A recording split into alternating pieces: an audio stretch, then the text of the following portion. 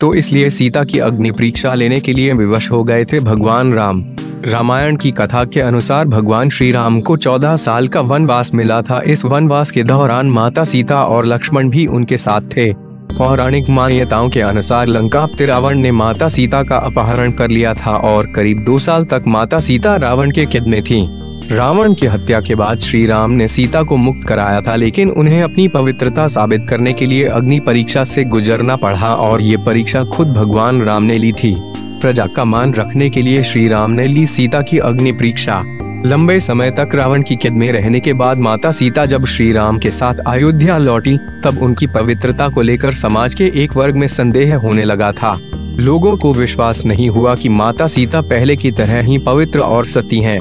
इस बात की पुष्टि वह अयोध्या की रानी के रूप में स्वीकार करने से पहले सीता को अग्नि परीक्षा देकर अपनी पवित्रता को सिद्ध करने के लिए कहा जाता है, जिसके बाद अपनी प्रजा का मान रखने के लिए खुद भगवान राम सीता की अग्नि परीक्षा लेते हैं। इसके बाद एक दोबी द्वारा फिर ये कहा जाता है कि सीता को अयोध्या की रानी बनाना सही नहीं है, क्योंकि वो काफी समय तक रावण की लंका में रहकर आई हैं। हालांकि श्री राम सीता जी की फिर से अग्नि परीक्षा नहीं लेना चाहते थे, लेकिन एक राजा होने के नाते उन्हें अपनी प्रजा की बात को ध्यान में रखते हुए फिर से अग्नि परीक्षा का फैसला लेना पड़ता है। ये तो हर कोई जानता है कि भारतीय समाज में सीता को एक पवित्र और आदर्श नारी का दर्जा प्राप्त है, लेकिन समाज में यह धारणा भी प्रचलित है कि समाज द्वारा उठाए जाने वाले सवालों के चलते और अपनी प्रतिष्ठा बचाने के लिए भगवान राम ने माता सीता का त्याग कर दिया था।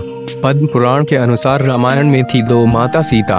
पद्म पुराण की कुछ कहानियों को आपस में जोड़ा जाए तो इससे ये बात सामने आती है कि रामायण में एक नहीं बल्कि 2 सीता थी, पहली असली और दूसरी माया।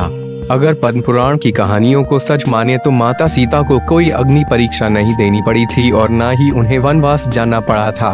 यही नहीं, खुद भगवान राम भी माता सीता के इन दोनों रूपों के बारे में जानते थे। पौराणिक मान्यताओं के अनुसार माता सीता अग्नि देव की पूजा करती थीं और त्रेता युग में ये धारणा थी कि अगर कोई व्यक्ति सच्चा है तो उसे अग्नि कोई नुकसान नहीं पहुंचा सकती।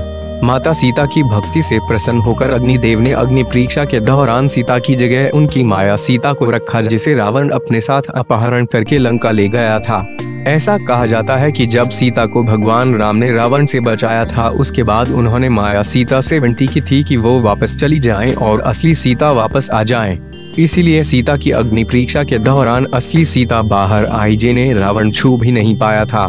गौरतलब है कि माता सीता के चरित्र पर उंगली उठाने वाली प्रजा को जवाब देने के लिए जब राम ने सीता की अग्नि परीक्षा ली तो इससे ये साबित हो गया था कि वो पवित्र और वफादार हैं। बावजूद इसके श्री राम ने उनका त्याग कर दिया था, जिसका कारण आज तक स्पष्ट नहीं हो पाया है।